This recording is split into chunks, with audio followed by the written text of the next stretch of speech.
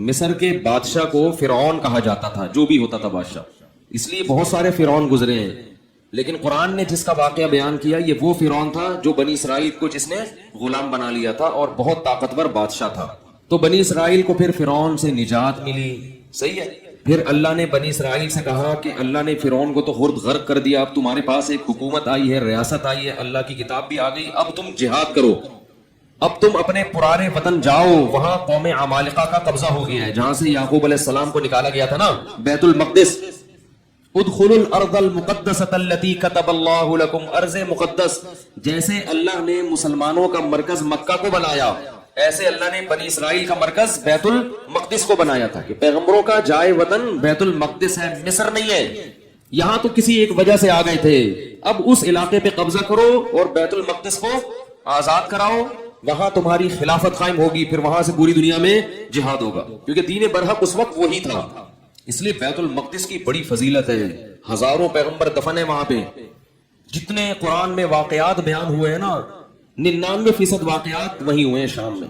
حضرت مریم کا بچے کی ولادت، عیسیٰ علیہ السلام کی تقریر، پھر موسیٰ علیہ السلام، زکریا علیہ السلام کا محراب میں کھڑے ہو کر اللہ سے اولاد کی دعائیں مانگنا، یہ سارے ادھر ہی ہوئے ہیں واقعات، یہ تاریخی واقعات ہیں۔ جو لوگ جاتے ہیں تو بیت المقدس جا نہیں سکتے، بڑی زبردست جگہ ہے، اگر اللہ کسی کو توفیق دے تو وہ جائے ضرور، ان جگہوں کی زیارتیں کرے۔ تو وہاں پر کیا ہوا کہ بنی اسرائیل کو کہا گیا اب کچھ ہمت خود کرو اور ارض مقدس پہ قبضہ کرو۔ تو وہ کہنے لگے، وہ وہاں قوم تھی بڑی طاقتور، تو بنی اسرائیل نے کہا کہ بہت طاقتور لوگ ہیں، پہلے اپنے کسی بندے کو بھیجو جا کے دیکھ کر آؤ، اگر کمزور سے ہے نا کانگڑی پہلوان تو پھر تو جا کے لڑیں گے، اگر پاورفل ہے تو ہم نہیں لڑ رہے بھائی۔ حالانکہ پیغمبر جب جہاد کا حکم دے دیں تو پھر وہ جہاد فرض ہو جاتا ہے۔ تو مشہور واقعہ ہے، بنی اسرائیل نے کہا اذهب انت وربك فقاتلا انا هاهنا قاعدون، اے موسیٰ تو جا اور تیرا رب جا، دونوں جا کے لڑو، ہم یہیں بیٹھ کے پروگرام دیکھ رہے ہیں۔ قال رجلان من الذين يخافون، اللہ فرماتے ہیں ان میں دو فرد جو اللہ سے ڈرتے تھے، انعم اللہ علیہما، اور اللہ نے ان پر انعام بھی کیا تھا، وہ کہنے لگے کہ چلے جاؤ، فَإِذَا دَخَلْتُمُوهُ فَإِنَّكُمْ غَالِبُونَ، جب موسیٰ کلیم اللہ کہہ رہے ہیں تو اللہ یقیناً مدد کرے گا، جاؤ ہمت کرو، اللہ غلبہ دے گا۔ ہمارے حضرت فرمایا کرتے تھے کتنے مبارک ہوں گے یہ دو فرد جن کا اللہ نے قرآن میں تذکرہ کیا، اور اللہ گواہی دے رہا ہے کہ یہ دو انعام یافتہ لوگ تھے، کہہ رہے ہیں کہ بھائی پیغمبر کی مانو، اپنی عقل مت چلاؤ۔ وہ لیکن کہنے لگے نہیں بھائی ہمارے لیے بڑا مسئلہ ہے یار۔ موسیٰ علیہ السلام کو غضب آیا اور انہوں نے اس مرتبہ دعا مانگی، اے اللہ میں اپنے اور اپنے بھائی کا تو مالک ہوں، ہارون کا، تو ہمیں کوئی حکم دے، ہم نہ کرے تو ہم سے پوچھ، یہ قوم میری سمجھ سے بالاتر، اتنے تیرے انعامات ہوئے، سب کچھ ہو گیا، لاٹھیوں کو سانپ بنتے ہوئے دیکھا، سمندر کے ٹکڑے ہوتے ہوئے دیکھا، فرعونیوں پر مینڈکوں کا، جوؤں کا، آگ کا عذاب، خون کا عذاب، ہر طرح کے عذاب دیکھے، اس کے بعد بھی اب یہ قوم ہمت خود کچھ کرنے کے لیے تیار نہیں ہے، سارے کام کون کرے گا؟ اللہ ہی کرے بس آسمان سے، کم ہمت۔ تو فَفْرُقْ بَيْنِي وَبَيْنَ الْقَوْمِ الْفَاسِقِينَ، میرے اور اس فاسق قوم کے درمیان اب جدائی ڈال دے، میں نہیں رہ سکتا ان کے ساتھ۔ بہرحال کچھ عرصہ موسیٰ علیہ السلام رہے وادی تیہ میں اس قوم کے ساتھ۔ اللہ نے کہا کہ اب یہ 40 سال تک یہ علاقہ فتح نہیں ہوگا، 40 سال تک نا یہ میدان میں گھومتے رہیں گے بس۔ تو وہیں موسیٰ علیہ السلام کا پھر انتقال ہو گیا اور آپ دنیا سے چلے گئے۔ پھر موسیٰ علیہ السلام کے بعد پھر دوسرے پیغمبر آئے اور ان پیغمبر نے بنی اسرائیل کو پھر حکم دیا۔ بنی اسرائیل خود کہنے لگے کہ ہمیں آپ جہاد کا حکم کیوں نہیں دیتے ہیں بھائی، ہم بھی کچھ علاقہ فتح کریں، ٹھیک ہے، اور ہمیں ہمارے گھروں سے نکالا گیا اور ظلم کیا گیا۔ الم تر الی الملأ من بنی اسرائیل من بعد موسیٰ، اللہ فرماتے ہیں موسیٰ کے بعد بنی اسرائیل کی ایک جماعت تھی، کیا تم نے ان کو دیکھا؟ تو اس وقت کے نبی نے ان سے کہا کہ تم سے امید یہ ہے کہ جب تم پر جہاد فرض ہوگا تو تم لڑو گے نہیں، خالی پیلی کی باتیں پھینک رہے ہو۔ بہت سے لوگ باتوں میں بڑے فنٹر ہوتے ہیں نا، جب کام آئے تو اس لیے اللہ سے عافیت ہی مانگنی چاہیے بھائی۔ تو انہوں نے کہا نہیں ہم لڑیں گے۔ تو پھر جب ان پر جہاد فرض ہو گیا، نبی نے، اللہ نے ایک انہی میں سے کسی ایک کو کمانڈر بنایا جس کا نام تھا طالوت۔ طالوت کو کمانڈر بنایا تو وہ کہنے لگے کہ اب چونکہ لڑنا نہیں تھا نا، بہانے تراشنے لگے، تو کہنے لگے یہ والا کمانڈر ہمیں قبول نہیں ہے، جہاد کے لیے تو ہم تیار ہیں مگر یہ والا کمانڈر نہیں چلے گا کیونکہ یہ غریب ہے۔ دولت مند آدمی کو ہمیشہ غریب آدمی کی اتباع سے آر محسوس ہوتی ہے۔ تو طالوت جو تھے نا وہ غریب تھے اور ان کو پیغمبر نے کیا بنا دیا؟ کمانڈر، اور کہا کہ یہ میں نے اللہ کے حکم سے بنایا ہے لہذا مانو۔ کہنے لگے انا یکون لہ الملک علینا، یہ کہاں سے امیر ہو گیا بھائی؟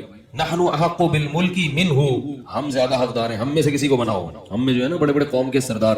تو نبی نے کہا کہ نہیں، یہ سلیکشن اللہ کی طرف سے ہے، اور ان کے برحق ہونے کی ایک علامت یہ بھی ہے کہ حضرت موسیٰ اور ہارون علیہ السلام کی کچھ یادگاریں، کچھ تبرکات، جو ان کے کچھ اشیاء تھیں. بنی اسرائیل کیا کرتے تھے کہ جب بھی کہیں جہاد میں جاتے تھے تو حضرت موسیٰ علیہ السلام کی لاٹھی اور اس طرح کی کچھ چیزیں جو ان کے پاس رہ گئی تھی نا، وہ لے کے جاتے تھے تو اللہ ان کو فتح عطا فرماتا تھا. اس کی برکت تھی، کیونکہ وہ ظاہر ہے متبرک لاٹھی تھی نا حضرت موسیٰ علیہ السلام، اور اس سے سانپ تو نہیں بنتا تھا. لیکن ہارون علیہ السلام اور موسیٰ علیہ السلام کی اس طرح کی چیزوں کو تبرک کے طور پر وہ استعمال کرتے تھے اور اللہ کی مدد شامل حال ہو جاتی تھی. تو بنی اسرائیل کو طالوت نے پھر انہوں نے جو ہے نا وہ تابوت آیا جس میں وہ تھی، تو فرشتے اس کو لے کر آئے، تو ان کو اطمینان ہو گیا کہ اب اللہ کی مدد یقیناً ہوگی. میدان جنگ میں اس کو لے کے جاؤ ساتھ. قرآن میں آتا ہے کہ جب حضرت طالوت علیہ السلام لشکر لے کے نکلے تو انہوں نے اپنی قوم سے کہا کہ دیکھو لڑائی کیونکہ بہت سخت ہے، دشمن بہت طاقتور ہے اور ہم ہیں کمزور، تو اللہ تمہیں پہلے آزمائے گا. یعنی اللہ کی مدد کے لیے جنگ میں فتح نہیں ہو سکتی، تو اسباب میں تو ہم کمزور ہیں، اللہ تمہیں امتحان کرے گا کہ تم میں تقوی ہے یا نہیں ہے.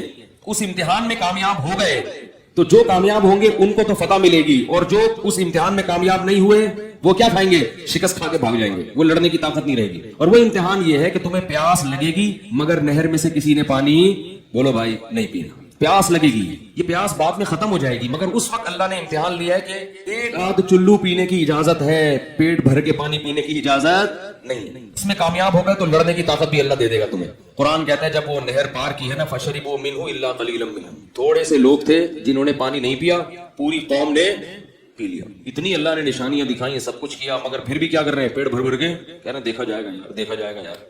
اس کا نقصان کیا ہوا؟ اس گناہ کی نحوست کیا ہوئی کہ جب سامنے طاقتور لشکر دیکھا اور اس کا کمانڈر تھا جالوت، جو بڑا پہلوان جالوت تھا جیم کے ساتھ، بہت طاقتور بہت پہلوان. اس کو دیکھا، اڑے بھائی اس کا قد دیکھو، اس کی باڈی دیکھو، ہے بھائی لگ رہا ہے کسی جم سے آ رہی ہے. اور یہ لوگ دیکھو اتنا بڑا لشکر. تو جنہوں نے پانی پیا تھا نا وہ کہنے لگے لا طاقت لنا اليوم بجالوت وجنودی، آج ہمارے پاس طاقت نہیں ہے جالوت اور اس کے لشکر سے لڑنے کی، یہ نہیں ہو سکتا بھائی. اس سے پتہ چلتا ہے گناہ کرنے سے ہمتیں پست ہو جاتی ہیں. اللہ کی نافرمانی کرنے سے کیا ہوتا ہے؟ ہمتیں پست. کچھ بھی نہیں کر سکتے دنیا میں اللہ کے لیے کچھ نہیں کر سکتے. پھر لا طاقت لنا اليوم بجالوت وجنودی قال الذين يظنون انهم ملاقو الله، اللہ فرماتے وہ لوگ جن کو اللہ سے ملاقات کی امید تھی کہ ایک دن اللہ کے سامنے کھڑے ہوں گے، اس کا ہمیں بدلہ مل جائے، وہ کہنے لگے کہ کم من فئۃ قلیلۃ، دیکھو کتنی ہی بار ایسا ہوا ہے کہ ایک چھوٹی سی جماعت کو اللہ نے بڑی جماعت پر غلبہ دیا ہے. ہمت کرو کیونکہ پیغمبر کے حکم پہ آئے ہیں ہم. خود سے جب آئیں گے تو دو رائے ہو سکتی ہے نا کہ بھائی صحیح کیا غلط کیا، تو اللہ کہہ رہا ہے تو غلط ہو ہی نہیں سکتا، اور اللہ نے ہمیں شکست دینے کے لیے تھوڑی بلایا ہے، تو اللہ غلبہ دے گا. تو اب جب لڑائی شروع ہوئی ہے تو اتنی زبردست انہوں نے دشمن نے حملہ کیا کہ قرآن کہتا ہے کہ یہ جو تھوڑے سے لوگ میدان جنگ میں ڈٹے نا، ان کو اندازہ ہو گیا کہ ہمارے قدم یہاں ٹھہر نہیں سکتے، ہم نہیں ٹھہر سکتے. تو اب اللہ سے دعا مانگ رہے ہیں ربنا افرغ علینا صبرا وثبت اقدامنا وانصرنا علی القوم الکافرین. کیسے عجیب الفاظ ہیں، اے اللہ ہم پر صبر کو انڈیل دے. انڈیلنا کسے کہتے ہیں؟ جیسے بالٹیاں بھر بھر کے پانی کسی کے اوپر انڈے، ایک تو ہوتا ہے نا ڈالنا، یہ نہیں کہہ رہے اے اللہ ہمیں صبر کی توفیق دے دے، نہ نہ نہ نہ، صبر کی توفیق تو چھوٹے موٹے غموں میں ہوتی ہے، یہاں تھوڑا سا صبر نہیں چاہیے، بہت مشکل ہے بھائی لڑنا، بہت مشکل ہے. تو کیا کر کے ہم پر صبر، افراغ عربی میں کہتے ہیں پانی کہیں سے بھرا ہوا ہو نا برتن میں، وہ پورا آپ کیا کر رہے ہیں کسی کے اوپر ایسے الٹ دے، ایسے اللہ بالٹیاں بھر بھر کے ہمارے اوپر صبر کو ڈال دو.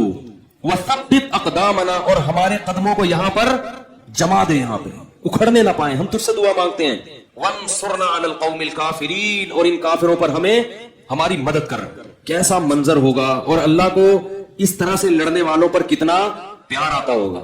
اس لیے یاد رکھو جہاد کی بہت بڑی فضیلت ہے اسلام میں. جہاد معمولی عبادت، جو بھی اپنے ملک کے لیے، اپنے دین اور مذہب کے لیے، اسلام کے لیے لڑتے ہیں، ملک کے لیے لڑنا اسلام ہی کے لیے لڑنا ہے کیونکہ اسلامی ملک ہے، تو جو بھی لڑتے ہیں ان کو معمولی مت سمجھا کرو.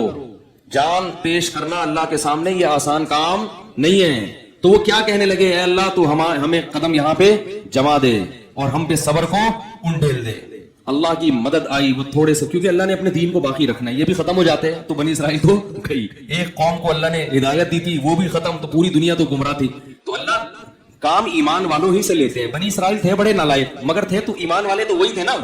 تو بھائی جیسے مرضی ہیں، اللہ کیا کر رہے ہیں کہ بھائی ایمان والے تو یہی ہے نا، کافروں سے تھوڑی لوں گا کام. جیسے مرضی نالائق ہیں انہی میں سے نیک لوگ پیدا کروں گا. تو اللہ نے کیا کیا، اللہ فرماتے ہیں فَهَزَمُوهُمْ بِإِذْنِ اللَّهِ، اللہ کے حکم سے ان تھوڑے سے لوگوں نے ان طاقتور لوگوں کو شکست دے دی. जब शिकस्त दी है तो इन्हीं बनी इसराइल में एक शख्स थे जिनका नाम था दाऊद, जो कमांडर नहीं थे और ना नबी थे, एक उम्मती की हैसियत से वो मैदान जंग में लड़ रहे थे। वो भी उन थोड़े से लोगों में थे। ना सिर्फ ये कि उन थोड़े से लोगों में, बल्कि उन थोड़ों में भी जो इंतहाई दर्जे की बहादुरी दिखाने वाले थे उनमें से थे। उन्होंने हदफ बनाया था जालूत को, जो सबसे ज्यादा ताकतवर। ये बड़ी बात होती है ना। देखो उस जमाने के दीनदार लोग कैसे होते थे यार। आज छिपकली से डरते हैं दीनदार आदमी। आज दीनदार आदमी को चलाने के लिए यहां से वहां तक बोलो ना, अंडा बोर्ड चले जाओ तो उसका सांस फूलता है। कहते हैं एक्चुअली मैं इतना नेक आदमी हूं कि मैं तेज चल नहीं सकता। दाऊद अलैहिस्सलाम तो बड़े पैगंबर थे उस वक्त, नहीं पहले तो आम उम्मतियों की तरह थे। तो कुरान कहता है दाऊद अलैहिस्सलाम ने हदफ, दाऊद ने किसको हदफ बनाया? जालूत। इतनी सख्त लड़ाई है और मैं किसको हदफ बनाता हूं? जालूत। इनको कत्ल करूंगा। वक़तल दाऊद जालूत, और दाऊद अलैहिस्सलाम जालूत को कत्ल करने में कामयाब हो गए। लिहाजा फतह में, जैसे खिलाड़ियों में खेल जब होता है ना, तो एक मैन ऑफ दी मैच होता है कि भाई ये है जिसने जितवाया मैच। तो वो जंग जितवाने में सबसे बड़ा किरदार किसका था? दाऊद का। अल्लाह फरमाते हैं आताहुल्लाहुल हिकमा, अल्लाह ने आपको नबूवत अता कर दी। क्या अता कर दी? नबूवत। और उसके बाद से कमांड किसके पास आ गई? क्योंकि लड़ने के लिए, कमांड के लिए सिर्फ नेक होना काफी नहीं है, जंग का तजर्बा होना, बहादुरी होना, ये भी बहुत ज्यादा जरूरी है।